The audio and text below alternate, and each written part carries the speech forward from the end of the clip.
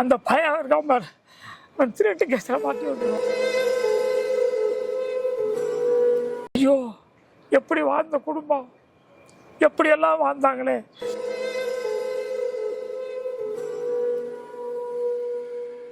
ஒவ்வொரு நாள் ஒவ்வொன்றா ஆடை குறைப்பு பண்ணிக்கிட்டே இருக்கிறீங்க. நம்ம எங்களுக்கு காரணம் போறீங்க, அரை நிர்வாணங்கிறீங்க, மண்டை ஓட்டை கடிச்சிட்டு இருக்கேங்கிறீங்க, அது கேட்ட விவசாயிகள் இறந்த விவசாயிகளோட மண்டை ஓடு அப்படின்னு சொல்றீங்க.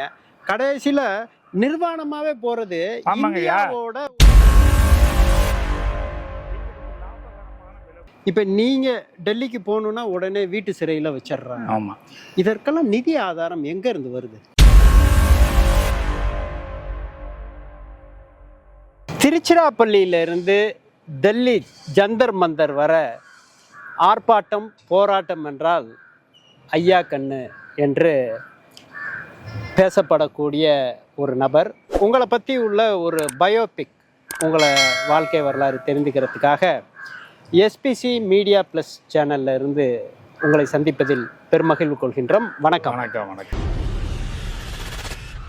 உங்களது பூர்வீகம் எதுங்க? சரி, எங்கள் பூர்வீகம் மதுரை. மதுரையிலேருந்து நாங்கள் பெரியகுளத்துக்கு வந்துட்டோம் 1800. பிரிட்டிஷ் ஆர்மியை எதிர்த்து ராத்திரியில் போய் எங்கள் தாத்தாவுடைய தாத்தா ஈட்டியில் ஆர்மியை குத்திடுவாராம். அப்படி ஈட்டியில் போய் ஆர்மியை வெள்ளையனே வெளியேறு போராட்டத்தில் இருந்ததுனால அவரை எல்லாரும் நைட்டில் போய் குத்தி போட்டு வந்துடுவாராம். பகலில் பிரிட்டிஷ் ஆர்மி அடிக்குமா. அப்போ ஒரு பேரில் ஆத்திரமாக இருந்திருக்காங்க. அப்புறம் அவர் வேற ஒரு தாழ்த்தப்பட்ட இனத்தை சார்ந்த ஒரு பொண்ணை கூட்டி வந்துட்டார் கல்யாணம் பண்ணி. அதில் எப்படியும் அந்த ஜாதியை கூட்டி வரலான்னு சொன்னதுனால இவர் எல்லாம் வெட்ட வந்திருக்காங்க ராத்திரில். இவர் ஒரு 10 பேர்த்த வெட்டி போட்டுவிட்டு அங்கேருந்து இங்கே ஒடியாந்து இங்கே கூத்தப்பாலுக்கு வந்துட்டார் திருச்சிக்கு. கூத்தப்பால்லேருந்து அப்புறம் நத்தம் போயிட்டார். நத்தத்தில் கொள்ளடத்துக்குள்ளே அந்த தீவுக்குள்ளே இருந்திருந்தார். அவருக்கு ஒரு பையன் பிறந்து அப்புறம் சுண்டக்காயின்னு ஒரு இப்போ உமாயல்புரம்னு சொல்லுவாங்க. உமாயல்புரம் பக்கத்தில் சுண்டக்காயின்னு ஒரு ஊர் இருந்துச்சு. அந்த ஊரில் ஒரு பொண்ணை கட்டி அந்த பொண்ணுக்கு குழந்தை பிறந்து ஒரு பையன் 10 வயசு இருக்கும்போது அப்போ இது வந்துருச்சு 1840. அந்த கால்ரான்னு அப்போ வந்துச்சு. இப்போ கொரோனா இருந்த மாதிரி அப்போ கால்ரா அவர் பொண்டாட்டி பையன்லாம் செத்து போடுறாங்க. மருமக பேரன்லாம் இங்கே வந்துடுறாங்க. இங்கே மருமகளே இறந்து போயிடுது, அவங்க அம்மா இறந்து போயிடுறாங்க. அதுக்கப்புறம் முசிறியில் போய் மாடு மேய்க்க போனவர் அப்படியே அங்கே பெரிய ஆள் ஆகி அங்கே அவர் அந்த வீட்லேயே ஒரு பொண்ணை கல்யாணம் பண்ணி அங்கேயே இருந்துட்டு அங்கே நிறையா நிலமெல்லாம் வாங்கி பெரிய விவசாயி ஆகிட்டார். எங்கள் அப்பாலாம் ஒரு பெரிய விவசாயி. உங்கள் அப்பா அம்மா பேர் என்னங்க? எங்கள் அப்பா பேர் பொன்னுசாமி, எங்கள் அம்மா பேர் சுந்தரத்தம்மாள். உங்கள் உடன் பிறந்தவர்கள் எத்தனை பேருங்க? எனக்கு 7 பேர் பெண்கள் எங்களோட பிறந்தவங்க. பையனுங்க 3 பேர் பிறந்தெல்லாம் இறந்துட்டாங்க. நான் 1945 பிறந்தேன். 8 வயசுலேயும் எங்கள் அப்பா என்னை படிக்க வைக்கல. என்ன செய்ய, படிச்சு என்னடா கிழிக்க போகிற போடா விவசாயத்தை பாடுறா அப்படின்னு இப்போ பார்த்தாலும் வயலுக்கு கூட்டிகிட்டு போயிடுவார். ஆரம்ப கல்வியெலாம் எங்கே படிச்சிங்க? இந்த ஆரம்பம் 8 வயசு இருக்கும்போது இங்கே ஸ்டேட் பேங்க் மேனேஜர் ஒருத்தர் பையனை படிக்க வைக்காமல் நல்லா இருக்குமான்னாரு. அப்போ 1948 பிறந்ததான் 5 வயசு. 8 வயசில் 5 வயசுன்னு சொல்லி 48 பிறந்ததான் முஸ்லி ஸ்கூலில் கொண்டு சேர்த்து முஸ்லி எலிமெண்ட்ரி ஸ்கூலில் சேர்த்தாங்க. போலீஸ் ஸ்டேஷன், முஸ்லீம் போலீஸ் ஸ்டேஷன் பக்கத்தில். அங்கே நான் ஒரு 5ஆவதுலையும் படித்தேன். 6ஆவது முஸ்லீம் ஹைஸ்கூலில் படித்தேன். 10th அங்கே படித்தேன். இல்லை அப்புறம் 11th 12th நேஷ்னல் ஹைஸ்கூல் இங்கே திருச்சிக்கு படித்தேன். அப்புறம் பியூசியும் இங்கே நேஷ்னல் காலேஜில் படித்தேன். அதுக்கப்புறம் டிகிரி பிஷோவிபர் காலேஜில் படித்தேன். அதுக்கப்புறம் எம்ஏ நேஷ்னல் காலேஜில் படிந்து அப்புறம் முடிச்சுட்டு 73 பிஎல் போய் ஜாயின் பண்ணிட்டேன். எந்த கல்லூரியில் படிச்சிங்க? இதான் நேஷ்னல் காலேஜ் பிஷோவிபர் காலேஜில் படித்தேன். அதுக்கப்புறம் மெட்ராஸ் லா காலேஜ், ஒரே லா காலேஜ் தான் பண்ணலாம் மெட்ராஸில். அதில் போய் பிஎல் அந்த சுவாமிநாதன் ஒரு எம்எல்ஏ இருந்தார் திருவம்பூரில். அவர் என்னை கூட்டிக்கிட்டு நீங்கள் சேர்த்து விட்டார் பிஎல் படித்தேன். 76 பிஎல் படித்து 77 முடிச்சுட்டு 77 முசூரில் எம்எல்ஏ எலெக்ஷன் வந்துச்சு. பழைய காங்கிரஸ் அப்போ ஏருளோன் சின்னத்தில் நான் நின்னாங்க. சட்டமன்ற தேர்தலில் வேட்பாளராக நிற்கிறீங்க 76ல் 77 அப்போ ஏருளோன் சின்னத்தில் நின்னேன். அப்போல்லாம் பவுன் 500 ரூபா, பவுனே 500 ரூபா தான். எங்கள் அப்பா என்கிட்ட ஒரு 2000 பவுன் கொடுத்தாரு. விவசாயத்தில் 3 மூட்டை விற்றா அப்போ ஒரு பவுன் வாங்கலாம். 70ல் நெல் வந்து 40 ரூபா, 12 மரக்கா ஒரு மூட்டை 40 ரூபா, 3 மூட்டை விற்றா ஒரு பவுன் வாங்கிடுவார். ஏர் உழவு சின்னத்தில் நின்று வெற்றி பெற்றீங்களா? இல்லையே, நான் 14,000 ஓட்டு தான் வாங்கினேன். அதில் 14,000 ஓட்டு. திமுக 15,000 ஓட்டு. காங்கிரஸ் வந்து அந்த ஒரு பிள்ளைமார் நின்னார், அவர் 16,000 ஓட்டு வாங்கினார். அதிமுகவில் முஸ்லி புத்தன் நின்று ஒரு 30,000 ஓட்டு வாங்கி வச்சுட்டார்.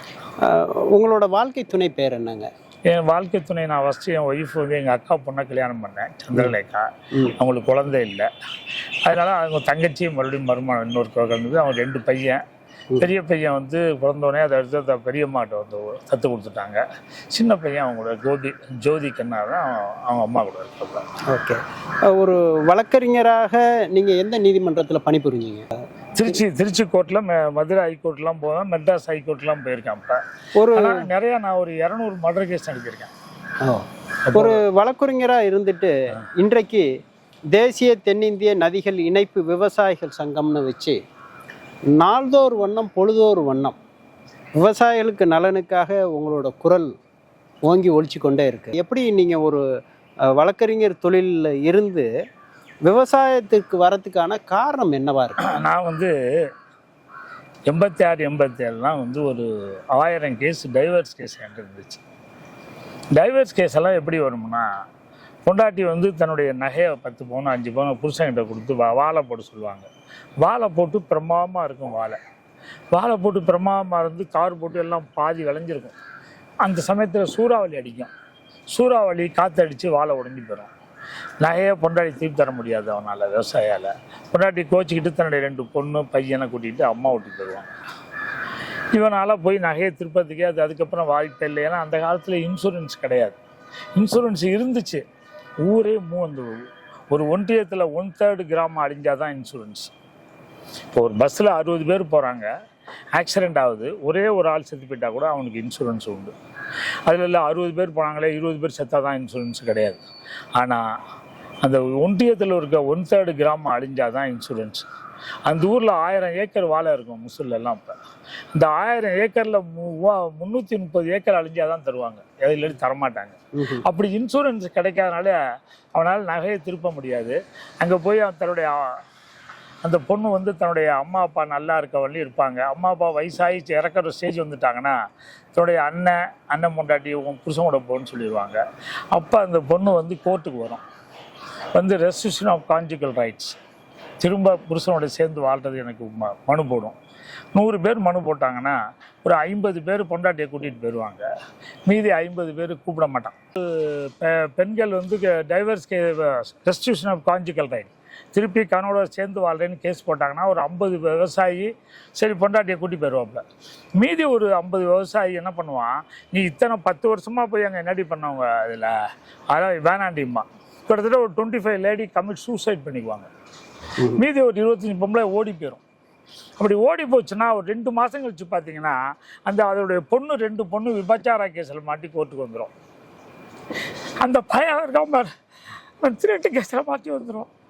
இதெல்லாம் பார்க்க எனக்கு நெஞ்சு பதறும். ஐயோ, எப்படி வாழ்ந்த குடும்பம், எப்படியெல்லாம் வாழ்ந்தாங்களே. இப்போ பாரு, பொண்ணு வந்து விபச்சாரத்தில் மாட்டிக்கிச்சே, பையன் திருட்டு கேஸில் மாட்டானே. அரசாங்கம் அன்றைக்கே வந்து இன்சூரன்ஸ் கொடுத்துருந்தா, தனிநபர் வாழை அழிஞ்சாலும் எது அழிஞ்சாலும் இன்சூரன்ஸ் கொடுத்துருந்தா இப்போ இது மாதிரி இந்த குடும்பம் அழியுமா? அதுக்காக விவசாயிக்காக போராடணும் அப்படின்னு அந்த பொண்ணு அழுவ எனக்கு அழுவ தாங்காது. நானும் அந்த பொண்ணோட அழுவாதம்மா பிள்ளைங்க அழுவும்போது அந்த இது வந்துடும். அதனால் நான் அந்த வக்கீல் தொழிலை விட்டுட்டு நான் வந்து விவசாய சங்கத்துக்கு வந்தேன். அப்போ வந்து ஜனதா தளம்னு இருந்துச்சு. அதனுடைய யார் அப்போ இதெல்லாம் இருந்தாங்கன்னா அது வந்து பிஜேபியும் அதோட சேர்ந்துருந்துச்சு. அந்த தஞ்சாவூரத்தில் அவங்க வந்து பாரதிய கிசான் சங்கம்னு ஒரு சங்கத்தில் வந்து என்னை மெம்பராக சொன்னாங்க. அதில் ஆனால் அது நல்ல சங்கம்தான். அந்த சங்கம் தான் அது பிஜேபியினுடைய சப்போர்ட்னு பின்னாடி தான் தெரிஞ்சு. அது 2014 பிஜேபி ஆட்சிக்கு வந்துச்சு. மோடி அப்போல்லாம் போய் நான் 6 வாட்டி அதுக்கு மேலே குஜராத்தெல்லாம் பார்த்தேன். அவர் வந்து நம்ம we will give profitable price to the agriculture product அப்படின்லாம் சொன்னார். அதே போல் we will not import the genetically modified, வெளிநாட்டிலேருந்து மரபணு மாற்றப்பட்ட உணவுகளை விதையை இறக்குமதி பண்ணக்கூடாது, 2 மடங்கு லாபமாக விலையெல்லாம் கொடுக்கணும்லாம் சொன்னார். ஃபஸ்ட்டு ஜெயிச்சோன்னே போய் பார்த்தேன். சொன்னார் ஒரு 6 மாதம் you wait another 6 months will give the profitable price சொன்னார். ஒரு 6 மாதம் வெயிட் பண்ணுங்கள், நம்ம உள்ள விலையை நல்ல விலையை கொடுக்கலாம் அப்படின்னாரு. 6 மாதம் கழிச்சு தான் கொடுக்கல. ஸோ டோன்ட் கம் ஃப்ரீக்வன்ட்லி அப்படின்ட்டார். அடிக்கடி வந்து தொந்தரவு பண்ணாதுன்னாரு. சரி, நாங்கள் உடனே இந்த பாரதிய கிசான் சங்கத்தை விட்டு தேசிய தென்னிந்திய நதி இணைப்பு விவசாய சங்கம்னு ஆரம்பித்தோம். அதில் ஆரம்பித்து போராட்டம்லாம் போய் டெல்லியெல்லாம் நடத்தினோம். இனி அவருக்கே நாங்கள் ஒன்றும் அவருக்கு சொன்னதை கொடுங்கன்னு தான் கேட்டோம். அப்போ கூட 2018 வந்து 18 ரூபா ஒரு கிலோ வைத்த நெல்லுக்கு நாங்கள் கேட்டது எவ்வளோ கேட்டோம்னா அவர் 2 மடங்கு லாபம் தந்த தரேனார். 18 ரூபா வைத்த ஒரு கிலோ நெல்லுக்கு 54 ரூபா தரேன்ட்டு இன்னிய வரலையும் 24 ரூபா தான் கொடுத்துருக்காரு. அன்றைக்கி 2700 ஒரு டன் வித்த கரும்புக்கு 8100 தரேனாயிரு. 1 மடங்குன்னா 5400, 2 மடங்கு 8100. ஆனால் இன்னிய வரலையும் கொடுத்தது 3150 தான். ஆனால் இப்போ பார்த்தீங்கன்னா 10 வருஷத்துக்கு முன்னாடி நாம் இருவர் நமக்கு ஒருவர்னு இப்போ குடும்ப கட்டு பிரச்சாரம் இப்போ பிரச்சாரமே இல்லை. ஏன் இல்லை? இந்த மரபணு மாற்றப்பட்ட விதைகளை வெளிநாட்டிலேருந்து இறக்குமதி பண்ணி அதை கொடுத்து பையன்லாம் உங்கள் கிராமத்தில் அழியாயிட்டு இருக்கான். பொம்பளை பிள்ளைலாம் கருதரிக்காமல் 10 ஆண்டுகளுக்கு எங்காவது ஃபர்டிலிட்டி சென்டர் பார்த்துருங்களா? டவுனில் பார்க்கவே முடியாது. அதாவது அந்த சீட்லெஸ் கிரேப்ஸ், அந்த விதை இல்லாத மரபணு மாற்றப்பட்ட விதைகளை கொண்டு வந்து கொடுத்து அது மாதிரி பண்ணிட்டாங்க. இப்போ பார்த்தீங்கன்னா எங்கே பார்த்தாலும் பொம்பளைக்கெல்லாம் இப்போ பசுமாட்டு ஊசி போடுற மாதிரி, விந்தை எடுத்து ஊசி போடுற மாதிரி சூழ்நிலை வந்துருச்சு. சமுதாயம் அதனால அழியுது, பொதுமக்கள் அழியிறாங்க. இதெல்லாம் அழியக்கூடாது என்பதற்காகத்தான் நாங்கள் வந்து இந்த சங்கத்தில் போனோம். மோடி கொடுப்பார்னு பார்த்தோம், ஆனால் கொடுக்கவே இல்லை. அதிகாரிகள் என்ன சொல்கிறாங்க, விவசாயிகள் சேர மாட்டாங்கன்னு தான். 1 லட்சம் ஆசிரியர்கள் இருந்தாங்கன்னா அதில் வந்து கிட்டத்தட்ட 95,000 பேர் போராட்டத்துக்கு போகிறாங்க. 1 லட்சம் விவசாயினா ஒருத்தர் 2 பேரோட வெளியே வர முடியல. ஏன்னா அன்னைக்கு மாடு மேய்ச்சி கட்டினா 10 லிட்டர் பால் கறக்கும். 4 நாளைக்கு மேய்க்கலைன்னா 10 லிட்டர் கறந்து 3 லிட்டர் 4 லிட்டர் வந்துடும். வீட்டில் மனைவியினுடைய தொந்தரவு தாங்காது. ஆனால் விவசாயால் போராடுறதுக்கு வர முடியல. அதே போல் அரசாங்கம் என்ன நினைக்குன்னா, விவசாயி சேர மாட்டான், அவனுக்கு வந்து எலெக்ஷன் வந்தால் காசு கொடுத்து ஓட்டு வாங்கிக்கிறான்னு நினைக்கிறனால தான் இன்னைக்கு விவசாயி ரொம்ப அழிஞ்சிட்டு இருக்கான். இப்படி விவசாயிகள் அழியிறாங்கங்கிறது உங்களோட கருத்துக்கள் இருந்தாலும் நீங்கள் தொடர்ந்து இந்த ஆர்ப்பாட்டம் போராட்டம்ங்கிறது எந்த ஆண்டுகளில் இருந்து நீங்கள் தொடர்றீங்க? நான் வந்து 1990 தொடர்றேன். 1990 எவ்வளவு போராட்டங்கள்? ஐயா, கணக்கே இல்லாத போராட்டங்கள். என் மேல கேஸ் மட்டும் 144 கேஸ் இருக்கு. எவ்வளவு தண்டனைக்குள்ள வழக்குகள்? எல்லாமே தண்டனைக்குள்ள 144 வழக்கு தண்டனை கேஸ் எஃப்ஐஆர் இருக்கு. அது இல்லாம சார்ஜ் ஷீட் கோர்ட்ல போனதே 48 கேஸ் இருக்கு என் மேல. இப்ப நான் என்ன சொல்றேன்னா, 1970 ஒரு அன்னைக்கு வந்து ஒரு 12 மரக்கா நெல் ஒரு மூட்டை அன்னைக்கு அது 58 கிலோ வரும். அன்னைக்கு 40 ரூபா வைக்கும்போது பவுன் 120 தான். 3 மூட்டை நெல் விற்றா ஒரு பவுன் வாங்கலாம் விவசாயி. இன்னைக்கு அதே 50 கிலோ 58 கிலோ நெல் வந்து 1400 தான். 1400 3 மூட்டைக்கு எவ்வளவு? 3000, 4200 கொடுத்தா ஒரு பவுன் வாங்க முடியுமா? அரை கிராம் கூட வாங்க முடியாது. இன்னைக்கு பவுன் வந்து அந்த அளவுக்கு 65,000 66,000 போயிடுச்சு. அதே போல் அன்னைக்கு வந்து என் கரும்பு ஒரு டன் 90 ரூபாய்க்கு விற்றுச்சு. விற்றப்ப எங்கள் குழந்தையா வாத்தியாரம்மா அதுக்கு 90 ரூபா சம்பளம். ஆனால் இப்போ அது ரிட்டையர் ஆகும்போது அதுக்கு 1 லட்சம். என் கரும்பு 3150 தானே. அன்றைக்கி என் நெல் 40 ரூபாய்க்கும்போது என் சொந்தக்காரர் ஸ்டேட் பேங்க் மேனேஜராக இருந்தார், அவருக்கு 150 ரூபா சம்பளம். இன்றைக்கி இப்போ ஸ்டேட் பேங்க் மேனேஜருக்கு 1,50,000 சம்பளம். இந்த ஒரு டேட்டா பேஸ் புள்ளி விவரங்கள் சிராப்பள்ளி மாநகரில் ஐயா கண்ணுக்கு தெரிஞ்ச ஒரு விஷயம் ஆட்சியாளர்களுக்கு தெரியாது. ஆட்சியாளருக்கு தெரியும், எல்லாத்துக்கும் தெரியும். என்கிட்ட வந்து டெல்லியில் வந்து 10 IAS ஆஃபீஸரை விட்டு பேச சொன்னார் மோடி ஐயா. எல்லாமே தமிழ்நாட்டுக்காரங்க தான் IAS. அக்ரிகல்ச்சர் டிபார்ட்மெண்ட்லேருந்து 3 IAS, பிரைம் மினிஸ்டர் ஆஃபீஸ்லேருந்து 3 IAS, ஃபைனான்ஸ் மினிஸ்டர்லேருந்து 3 IAS, காஸ்ட் அண்ட் ப்ரைஸ் கமிஷன்லேருந்து ஒரு IAS வந்தாங்க. எல்லாம் வந்து பேசி என்ன சொல்கிறாங்க, sir you don't give too much trouble to the central government. It is not possible for us to give the profitable price because we want to get the vote from the publics. If you increase the price of the essential commodities, that means paddy, wheat, sugar, people will not vote for us. இப்போ ஒரு அரசே, ஒன்றிய அரசே மக்களின் அடிப்படையான விஷயங்கள்ல விலை உயர்வை அவங்க வந்து விரும்பலை. ஆமா, அப்போ அந்த விஷயங்களை விலையேற்றம் பண்ணுனா மக்கள் பாதிக்கப்படுவாங்கன்னு சொல்லி